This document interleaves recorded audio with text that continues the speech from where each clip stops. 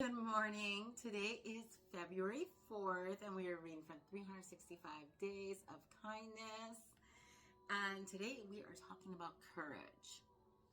So it says, I expect and hope that I will not fail Christ in anything, but that I will have the courage now, as always, to show the greatness of Christ in my life here on earth, whether I live or die.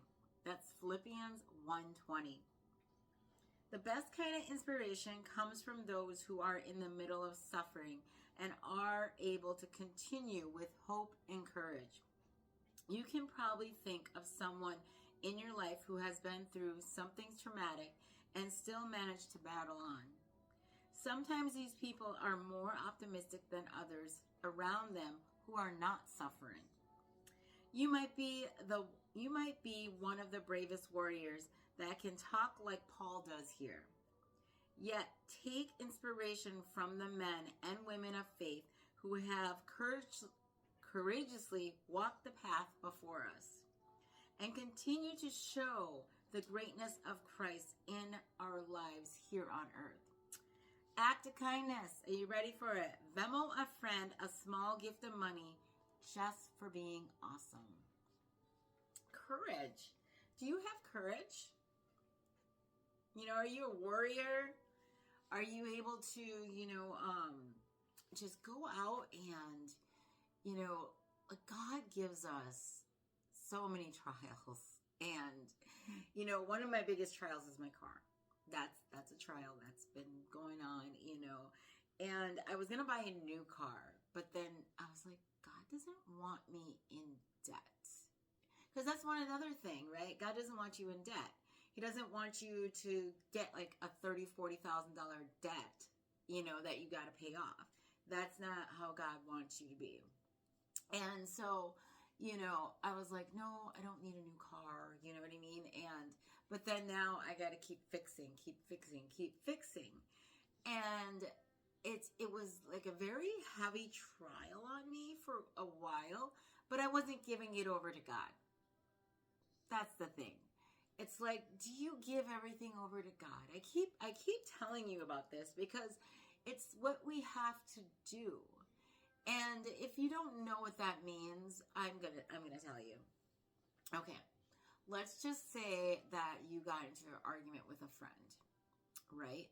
Now, in your mind, you're having all these crazy thoughts, like you're playing scenarios over and over, right, in your mind. And then you're just like, well, if I do this, this will happen, this. Isn't it exhausting? It's so exhausting when you just keep going and going and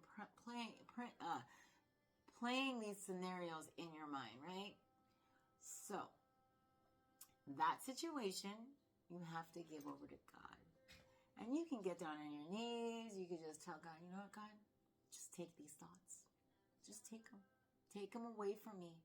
Because I don't need this. It's like static in your head. That's what it's like. And I know because I've done this. And you have this like static in your head. And it's just, and it drives you crazy. Because I literally have done this, and it's for over so many situations. And it's like, when you give it over to God, it stops. Straight up, it stops. Like, you have peace over it. And then you can ask God, well, God, how do I approach this situation? And guess what? God will tell you.